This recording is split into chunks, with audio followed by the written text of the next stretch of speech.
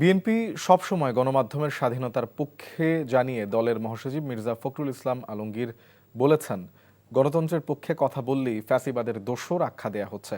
জাতীয় প্রেস ক্লাবে বিশ্ব মুক্ত গণমাধ্যম দিবস উপলক্ষে সম্পাদক পরিষদ আয়োজিত সেমিনারে এসব কথা বলেন বিএনপি মহাসচিব। তিনি বলেন, যে গণতন্ত্রের জন্য দেশের মানুষ আন্দোলন করেছে, জীবন দিয়েছে, সে কাঙ্ক্ষিত গণতন্ত্র এখনো প্রতিষ্ঠা পায়নি।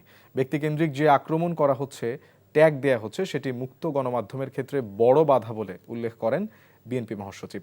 তিনি বলেন, বিএনপির হাত ধরেই বাকশালী শাসন ব্যবস্থার বেড়াজাল থেকে গণমাধ্যম মুক্তি পায়। আগামীতে জনগণের রায়ের উপর সবাইকে আস্থা রাখার আহ্বান ফখরুলের।